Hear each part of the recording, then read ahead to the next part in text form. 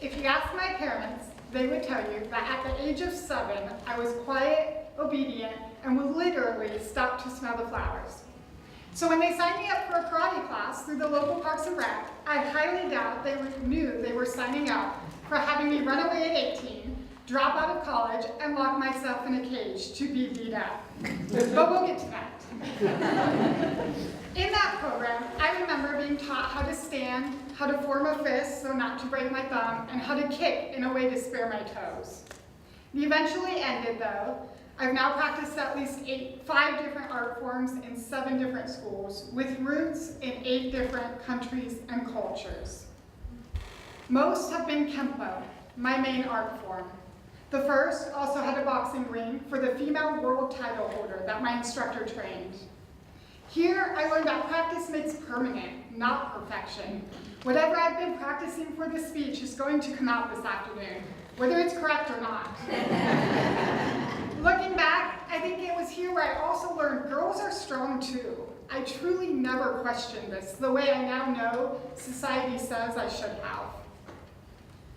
In my next dojo, I studied Kempo on a whole new level. Here, I started traveling around the valley for demonstrations, and I did tournaments on a regular basis. This instructor here taught me that some things in life are a discipline, and that the first discipline to understand is showing up. He also gave me a passion not just for the art, but for the fight. That when you encounter obstacles in life, like a punch to the face, to just shake it off. It'll go away in a minute, 5 minutes, you'll be good tomorrow. And then go back and fight. I eventually had to move on though, to life as an ASU computer engineering student. Do you know what I found just across the street from ASU? Another dojo. This one was different though. This one had a cage.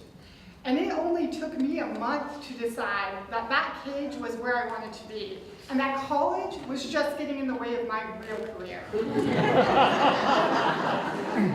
Here I had the whole world of MMA to learn from. I learned what it really meant to fight like a girl. That delicate balance of holding my own against the guys while keeping my own self being intact. And after only a year of training, I received my first fight.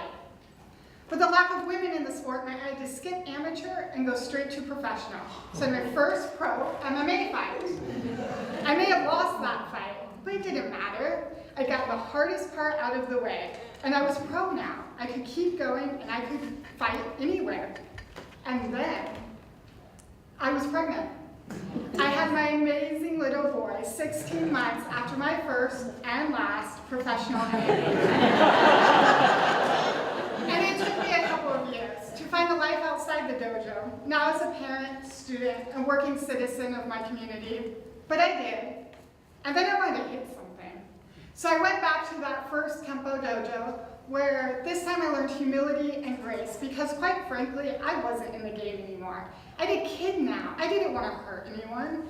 And I found Jesus in all this turmoil. What did I need to fight for? So when this dojo closed, I quit. I wasn't in it anymore anyway, and I had other things to focus on. So I physically and mentally came to terms with quitting martial arts forever. So now, my kid is almost 9, and I'm nearly a decade into my career, and I'm halfway through a master's, and well, I was getting restless. I wanted to hit something.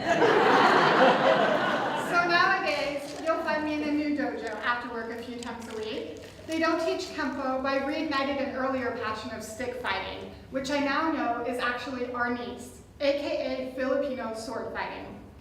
And once again, I'm learning lessons daily. Here, I'm learning patience with my older body and my more limited time to train.